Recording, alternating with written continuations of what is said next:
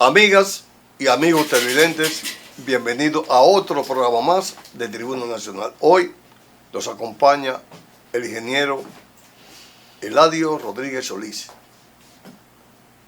quien fue regidor en el Ayuntamiento de Santo Domingo Oeste y además es egresado de Ciencias Políticas en la Universidad Autónoma de Santo Domingo.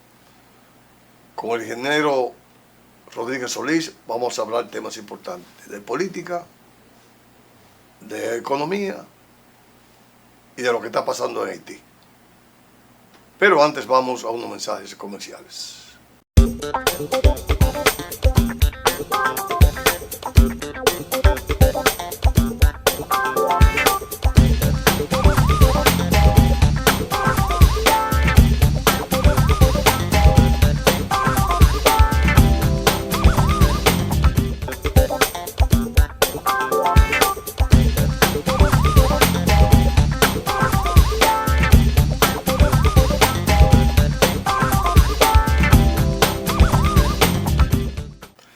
Ingeniero Eladio Solís, bienvenido a Tribuna Nacional. Buenos días, amigo Díaz Cuevas. Gracias por la invitación. Solís, estamos a 60 días para que en el país se celebren las elecciones para escoger el candidato presidencial por 4 años. No es que tú eres un visionario así por así, no eres, pero ¿cuál es tu visión, el preludio de lo que va a pasar? Bueno, Tú no eres sanjuanero. prácticamente podríamos decir que el escenario actual, porque todo es cambiante y uno no sabe qué situación se puede dar de un momento a otro, pero La política es incierta. los distintos escenarios que se han planteado hasta ahora, se proyecta que el candidato presidencial del PRM es el que tiene la delantera y que los demás, principalmente el candidato de la Fuerza del Pueblo y el candidato del PLD, están muy por debajo y hay una distancia muy grande entre el primero y el segundo. Entonces, ¿Tú crees en las encuestas? Las encuestas es un método científico, es una medición. Uno como cientista tiene que creer en las encuestas. Uno va a pensar en la buena fe y que se está haciendo un trabajo objetivo y profesional, con una gran responsabilidad, porque no se puede crear un acondicionamiento de la población en base a lo que no es cierto. Entonces, por ende, nosotros queremos las encuestas y las perspectivas que se dan son esas. O sea, se vislumbra de no cambiar el escenario actual, que Luis Abinader sería el candidato presidencial ganador. ¿Y por qué? Bueno, son muchos los factores. Los pueblos y las sociedades históricamente, son muy sabias. Y uno de los factores fundamentales que ha gravitado en el posicionamiento de Luis Abinader ha sido una crisis de iniciativa por parte de los candidatos que le adversan. Y me explico. Simplemente aquí la campaña electoral se ha limitado a criticar errores del gobierno, criticar políticas que se toman, hablar de lo anterior cuando los pueblos van rebasando etapas. Sin embargo, ninguno de los líderes opositores o de los candidatos de la oposición han sintetizado el sentir del pueblo conforme a la tendencia que hay a nivel global de la política. Entonces, hay una crisis de creatividad y esa crisis de creatividad le indica que simplemente aquí todos hacen lo mismo. Es decir, para yo entenderte, que no tienen propuesta. No hay propuestas, pero son propuestas dentro del contexto actual, dentro de lo que es, lo que ha sido del modus operandi. Sin embargo, no se ha tomado una iniciativa en torno a la formulación de planteamientos para decirle al pueblo, mira, nosotros tenemos esto, por ejemplo, nuestro planteamiento sobre cómo reducir la desigualdad en la República Dominicana y convertir una sociedad de iguales. Nuestro planteamiento entre construir una auténtica justicia. Nuestro planteamiento de profundizar la democracia. Y la seguridad social. Entonces, cómo crear el bien común y cómo lograr tratar de crear, sintetizar el interés, una propuesta o propuesta que sinteticen el interés de la población y que la gente vea que no es más de lo mismo.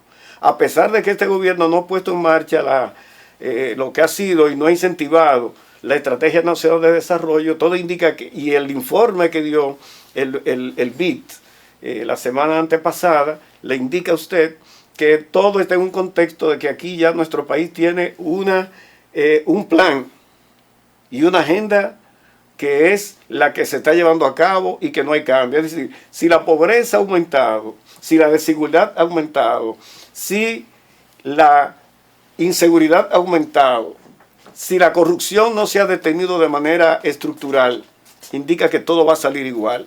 Entonces, esos candidatos plantean lo mismo y quienes plantean lo contrario, o que son candidatos que uno estaba esperando que hicieran planteamientos creativos, porque en ninguna parte de América Latina ha ganado uno que no haya hecho planteamientos creativos, entonces se cae todo. Es decir, dicen, bueno, pero no vamos a buscar, primero aquellos tienen una estela, duraron 20 años en el poder, la situación a tal, según las denuncias, mucha corrupción, mucho enriquecimiento ilícito.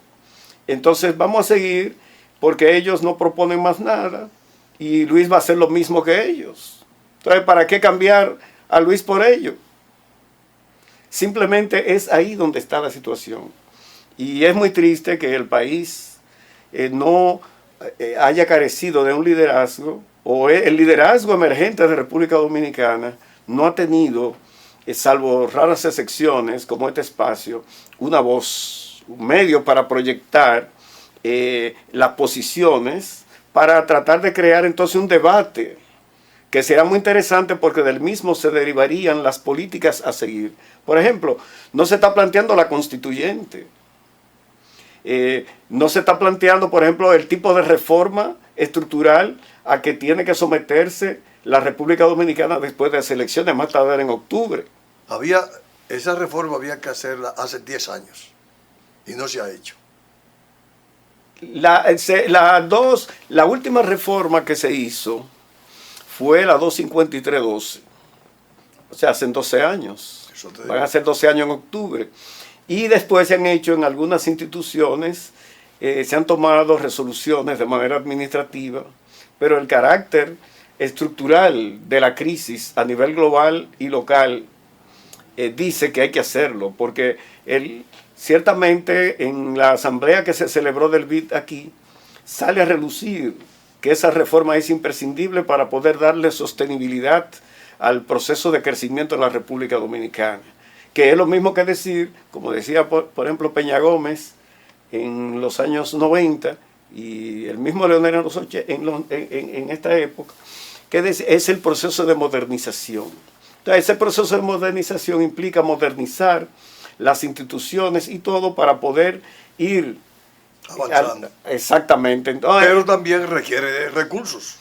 Claro, porque ante todo, nosotros tenemos que ver el nivel de endeudamiento que se ha generado en América Latina, ver la situación de Argentina, Brasil con todo y ser la primera economía de América Latina, atraviesa sus problemas, México tiene, que es la segunda economía, tiene sus problemas. Argentina es la tercera economía. Estamos hablando de América Latina, Sí. no del continente completo. No. Entonces también tiene sus problemas. ¿Qué sucede? El año pasado, en el año 2023, los países de América Latina tomaron en préstamo en promedio unos 4.700 millones de dólares. Entonces, a partir de la crisis de 2008, los gobiernos han ido endeudando porque hay una razón global. Primero, hay una gran acumulación de capital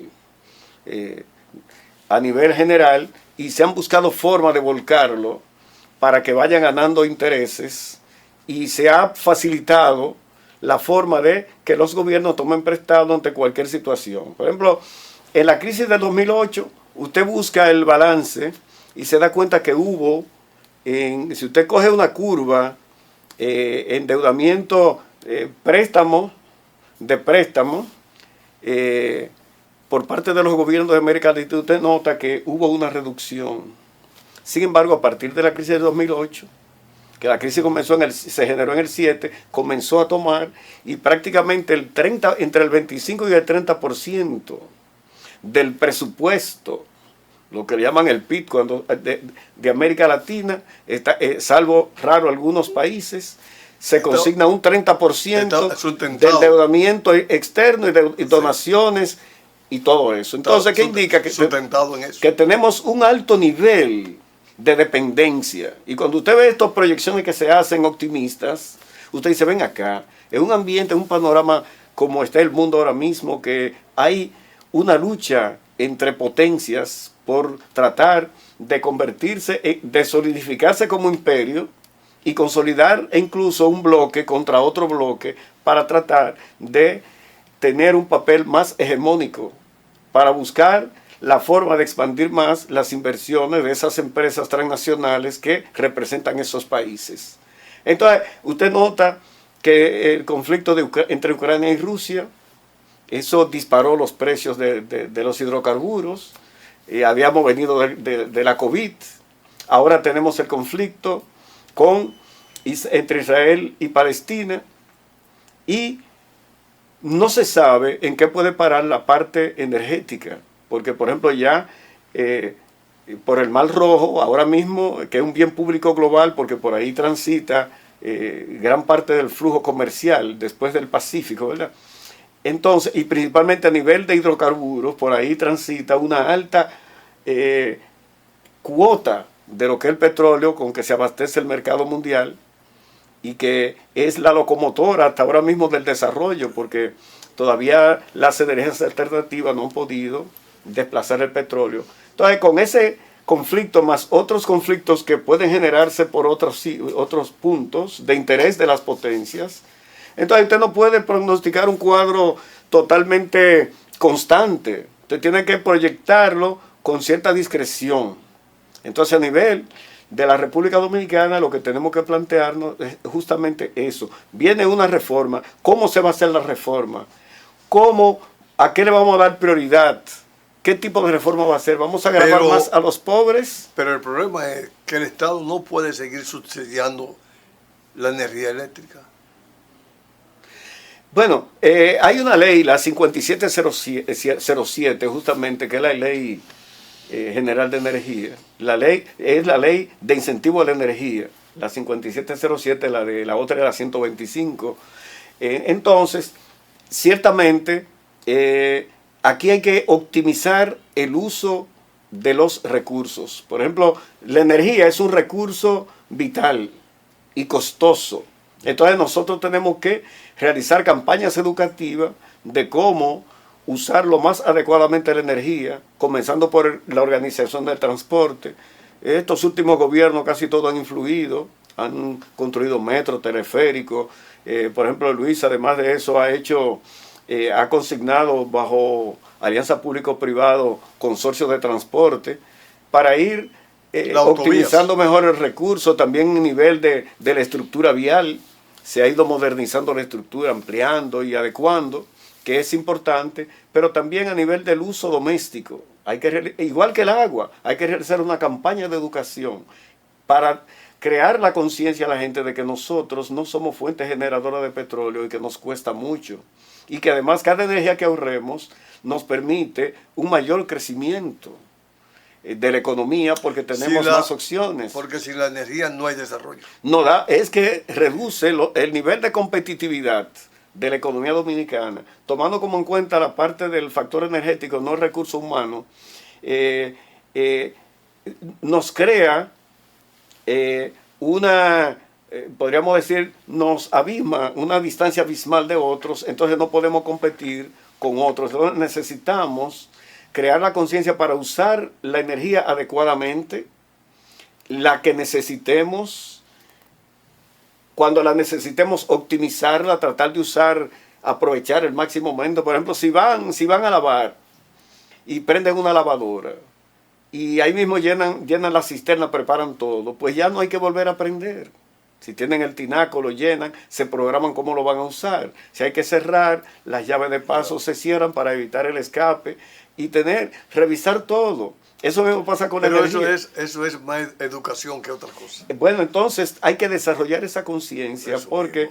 Eso es en la escuela. Desde la niñez, a partir de que vino Unión Fenosa aquí en los años 80, se comenzó a generar un problema fuerte sobre la energía y todo el pacto eléctrico y todo lo que se ha hecho, todas esas maniobras son maniobras de negocio donde los inversionistas procuran obtener el mayor beneficio, invirtiendo lo menor posible, pero no optimizando los recursos, sino utilizando la influencia política y su peso específico sobre lo que es la actividad política en República Dominicana y la proclividad de algunos funcionarios también de tratar de obtener beneficios particulares con esas inversiones que se generan. Eso hay que tratarlo como una inversión cuanto está en el portafolio y hacer discusiones abiertas, poner al pueblo a participar. Ya. Ingeniero Solís y amigos televidentes, vamos a unos mensajes comerciales para luego seguir con esta interesante entrevista con el ingeniero y politólogo Eladio Rodríguez Solís.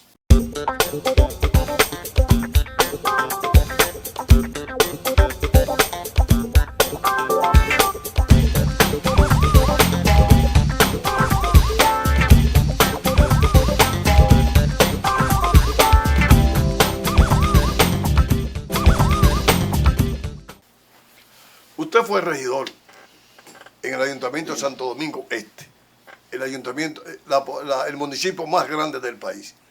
¿Cuál es la solución al transporte en el municipio? Bueno, y el sistema pluvial. Bueno, y el de drenaje. Sí, aquí, y el de la basura. Bueno, ya por ejemplo, lo primero es que hablamos en la entrevista anterior de que en Santo Domingo Este ya el plan de desarrollo, el plan estratégico de desarrollo ya venció y ninguna de las dos gestiones lo tomaron en cuenta, ni tampoco en la campaña fue tema de discusión.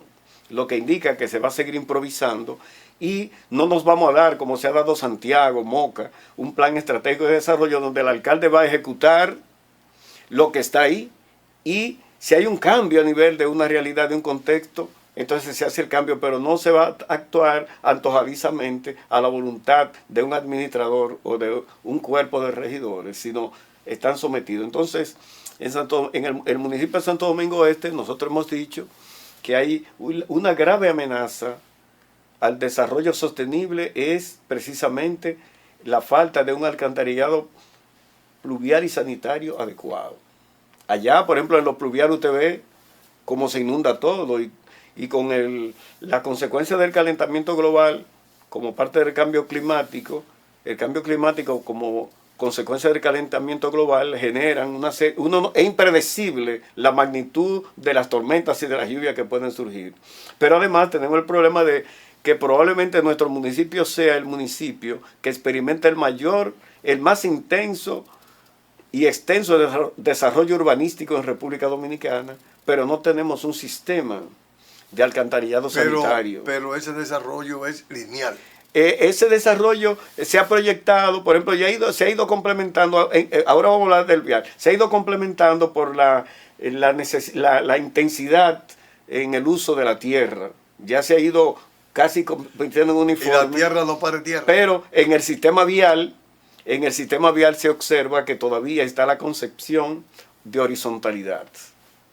Entonces, habíamos propuesto que tanto el Ayuntamiento del municipio de Santo Domingo Este como el gobierno se pusieran de acuerdo y por 5 o 10 años especializaran un presupuesto para ir construyendo por etapa el alcantarillado pluvial y sanitario de Santo Domingo Este. Primero, para evitar el problema de la contaminación y segundo, también la contaminación del medio ambiente y de las aguas, porque el 70% de las aguas que consumimos allá es subterráneo. Sobre el asunto de lo que es la parte vial y el transporte, los ayuntamientos con la nueva ley perdieron parte de lo que era su poder, podríamos decir, su autoridad sobre eso, y la ley fue centralizando más y llevándolo más hacia el Poder Ejecutivo. Por ejemplo, en lo que concierne a la parte del tránsito, simplemente los ADMED debían ser una dependencia del ayuntamiento. Y entonces en el diseño vial no debía, el Intran como un instituto global de asesoría a los gobiernos locales. Sin embargo, no es así. Ellos han impuesto, entonces a veces llega un funcionario que no conoce la realidad de los municipios, o en el caso específico, y entonces tratan todo por igual y no tienen una prioridad. Y otra cosa también, los ayuntamientos antes hacían los contenes y acera, y asfaltaban, y ya lo hace Obras Públicas. Precisamente porque los gobiernos hacen un aporte al margen del presupuesto nacional y quieren estar seguros de que el mismo se va a ejecutar con la curva crítica, con la ruta crítica que ellos han diseñado. Tratar de obtener tiempos más temprano y no tiempos más tarde. Eso evidencia también una deficiencia de las autoridades municipales, que lo que había era que especializar el presupuesto y ellos ejecutar. Entonces, allá por ejemplo, ahora con la Charles de Gaulle, la San Vicente de Paúl, la Venezuela, la Sabana Larga, ahora mismo, por ejemplo, hay una vía que le pusieron Freddy Verasgoico, a la que queda frente a la base de San Isidro, que era la hípica, que después se le puso Juan Pablo Duarte, que enlaza las Américas con la carretera Mella. Pero todavía a nivel interno, cuando usted examina, usted necesita más vías horizontales y verticales, y ahí es donde está el problema fundamental. En Santo Domingo Este todavía, a pesar de concentrar una alta población, una alta densidad poblacional, todavía no debía tener ese problema del taponamiento que presenta hoy. Lo que indica... Pero esa carretera Mella, eso es un infierno. Porque hay alternativas. Por ejemplo, si usted diseñaba una vía y tomaba la carretera Mella a partir del cruce de guerra y hacía un corte que lo sacara a la Charles de Gaulle y hacía un corte intermedio de por ahí, por la parte de Jainamosa o de San Luis, que lo llevara verticalmente también allá, y por el lado sur, donde está la base, en la parte intermedia, usted diseñaba una vía que lo llevara precisamente hacia lo que es la autopista del Nordeste, desde ahí hasta la Charles de Gaulle. Y entonces usted allá hay que hacer una acupuntura vial, o sea, ya hay que hacer un rediseño. O una reingeniería. Sí, hay que rediseñar el sistema o hacer una reingeniería vial como forma de lograr un tránsito lo más óptimo posible. Brevemente, el problema haitiano. No, el problema haitiano es un problema que surgió con el mismo Haití. Y es un asunto, Haití ha carecido desde su inicio, porque la independencia de Haití no se produjo como contradicción entre obreros y patronos, sino fue fruto de una situación que se dio con alguien y eso gravitó la situación. Entonces Haití ha carecido de un liderazgo. Por ende, Haití es un país en el contexto. Hubo un liderazgo que fue Boyer, pero lo mataron. Porque no, es que cuando usted analiza, Haití tiene la cantidad de presidentes que el final de la mayoría de presidentes de Haití, usted se da cuenta que no sustentan un plan y que no son líderes.